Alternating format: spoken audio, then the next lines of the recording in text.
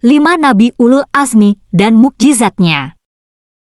Sebagai umat Islam, kamu perlu mengetahui tentang kisah para nabi, tidak terkecuali Nabi Ulul Azmi yang mendapat keistimewaan dari Allah Subhanahu wa Ta'ala karena keteguhan, kesabaran, dan ketabahannya dalam menjalankan dakwahnya, serta mematuhi perintah Allah Subhanahu wa Ta'ala.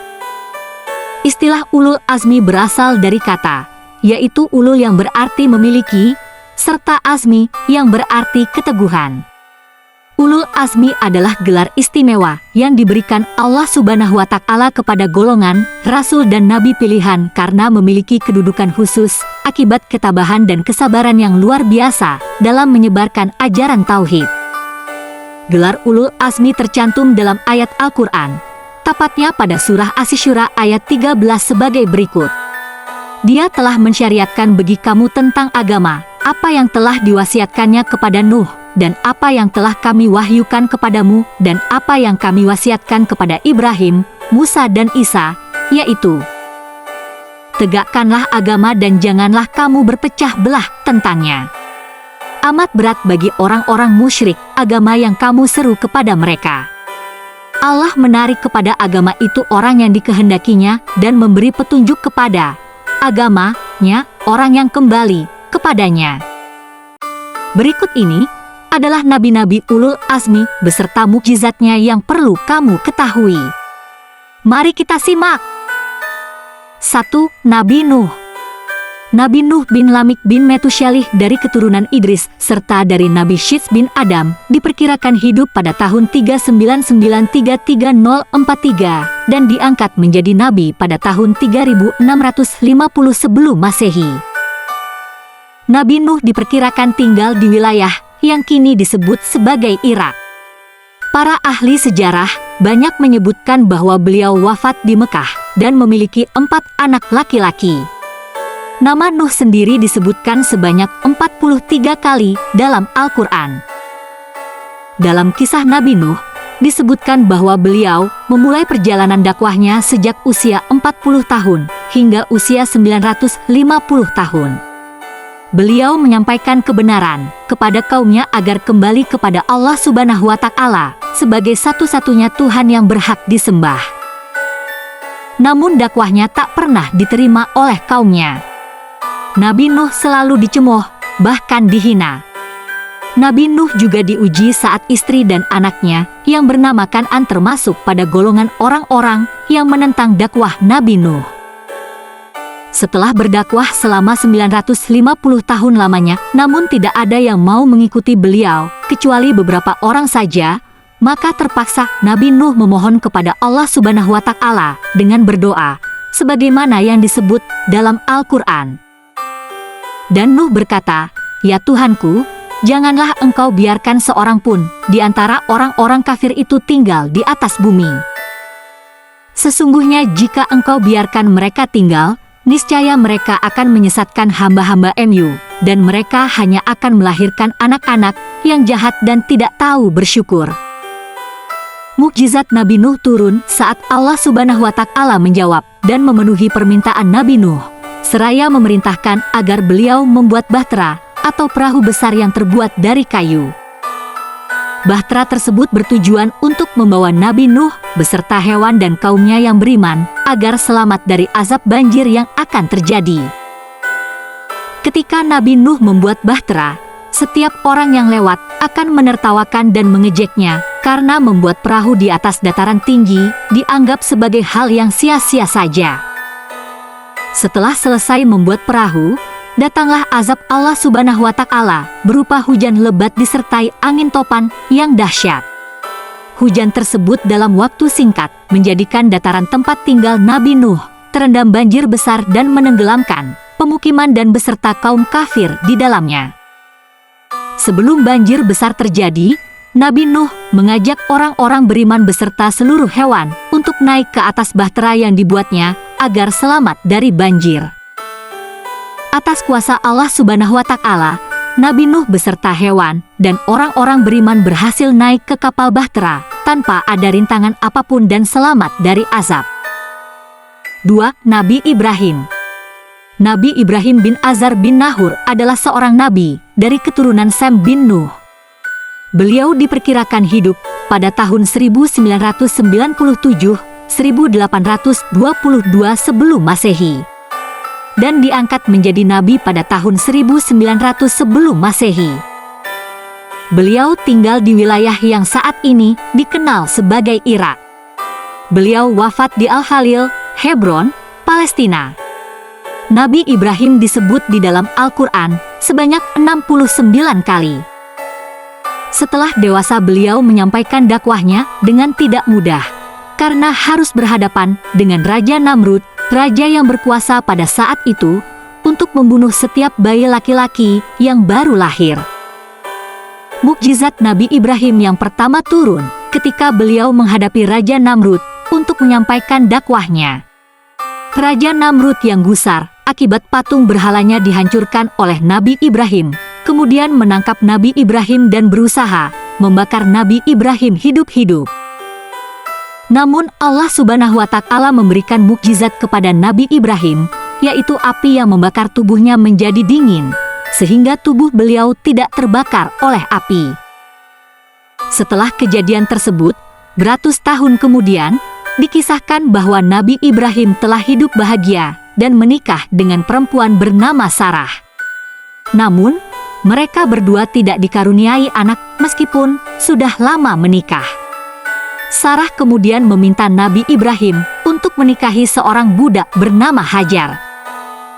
Setelah menikah dengan Hajar, Nabi Ibrahim pun dikaruniai seorang anak yang diberi nama Ismail. Setelah Ismail lahir, Nabi Ibrahim harus menerima perintah sulit dari Allah Subhanahu wa Ta'ala, yaitu melepas istri dan anaknya yang baru lahir dan sangat dicintainya itu ke tanah gersang di Mekah. Karena kesabaran dan kepatuhannya kepada Allah Subhanahu wa Ta'ala, perintah itu pun dilaksanakan. Namun, bertahun-tahun kemudian masih ada lagi perintah lebih berat yang harus diterima Nabi Ibrahim, yaitu harus mengorbankan Ismail yang saat itu baru berusia remaja. Hal ini pun ia laksanakan atas kepatuhannya terhadap Allah Subhanahu wa Ta'ala. Melihat kepatuhannya tersebut, Allah Subhanahu wa Ta'ala pun menurunkan mukjizat, yakni Ismail digantikan dengan seekor domba, kambing kibas, yang mendasari adanya Hari Raya Idul Adha bagi umat Muslim. 3. Nabi Musa. Nabi Musa bin Imran berasal dari keturunan Yakub bin Ishak. Beliau diperkirakan hidup pada tahun 1527-1408 sebelum Masehi dan diangkat menjadi nabi pada tahun 1450 sebelum Masehi. Beliau ditugaskan berdakwah kepada Bani Israel di Mesir yang pada saat itu dikuasai oleh Fir'aun. Beliau wafat di tanah Tih dan punyai 2 orang anak. Nabi Musa menjadi salah satu pemimpin yang mampu bersikap tegas. Beliau lahir di lingkungan istana Raja Fir'aun dan dibesarkan oleh istri Fir'aun yang bernama Siti Asyah. Allah Subhanahu wa Ta'ala menurunkan wahyu pertamanya kepada Nabi Musa di Bukit Sinai. Disinilah kisah Nabi Musa bersama saudaranya, Nabi Harun, memulai dakwah di hadapan Fir'aun yang mengakui dirinya sebagai Tuhan. Namun, Fir'aun tidak menerima dakwah tersebut dan mengusir mereka berdua dari istana. Sejak saat itu, Fir'aun mengumpulkan para ahli sihir untuk membunuh Nabi Musa. Lalu, mukjizat Nabi Musa datang kepadanya, di mana sebuah tongkat yang dibawa Nabi Musa dapat menjelma ular besar yang melahap ular-ular para penyihir Fir'aun. Fir'aun pun mengirim bala tentaranya untuk membunuh Nabi Musa. Sampai pada akhirnya, Nabi Musa bersama kaum Bani Israel berada di tepi Lautan Merah.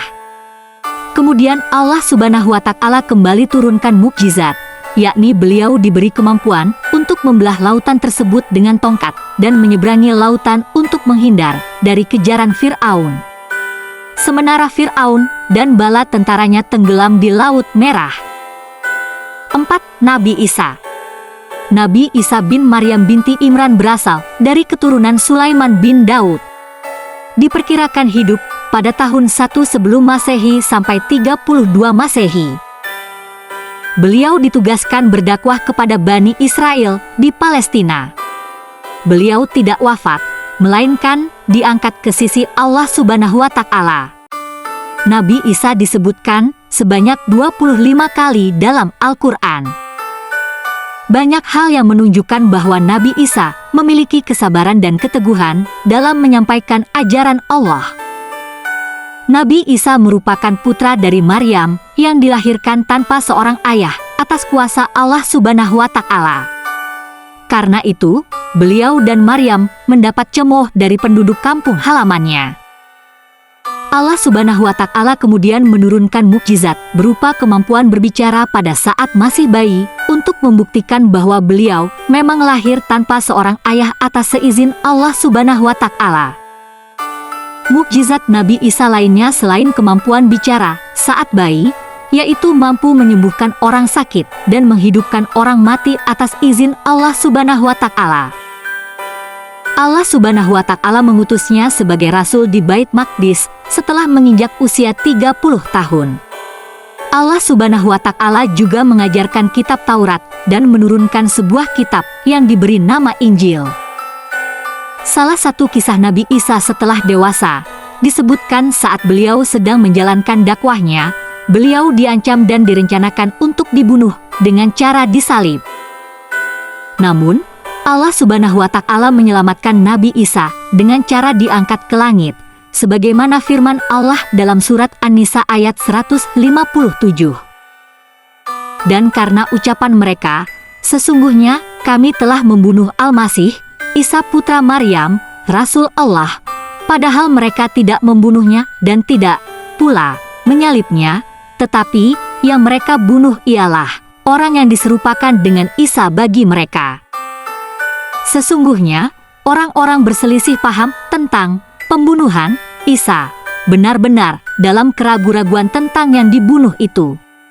Mereka tidak mempunyai keyakinan tentang siapa yang dibunuh itu, kecuali mengikuti prasangka belaka. Mereka tidak pula yakin bahwa yang mereka bunuh itu adalah Isa. 5. Nabi Muhammad Shallallahu Alaihi Wasallam. Nabi Muhammad bin Abdullah bin Abdul Muthalib berasal dari keturunan Ismail bin Ibrahim. Diperkirakan hidup pada tahun 571 Masehi sampai 610 Masehi. Beliau ditugaskan berdakwah kepada seluruh manusia dan alam semesta. Semasa hidupnya, Nabi Muhammad tinggal di Mekah dan Madinah, kemudian wafat di Madinah dan meninggalkan 7 orang anak. Nabi Muhammad disebutkan namanya sebanyak 5 kali dalam Al-Quran.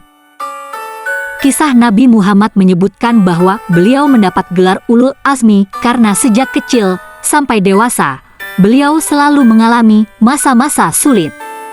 Pada usia 6 tahun, Rasulullah Shallallahu Alaihi Wasallam sudah menjadi yatim piatu.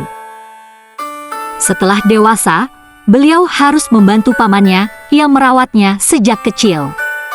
Tantangan terberat yang pernah dihadapi Rasulullah Shallallahu Alaihi Wasallam adalah setelah diangkatnya beliau menjadi seorang rasul. Ketika berdakwah, penentangan tidak hanya datang dari masyarakat luas, tetapi juga dari Abu Lahab yang juga merupakan pamannya. Rasulullah Shallallahu Alaihi Wasallam juga harus menderita tatkala Bani Hashim diboikot, diasingkan ke sebuah lembah akibat dakwah yang dilakukan.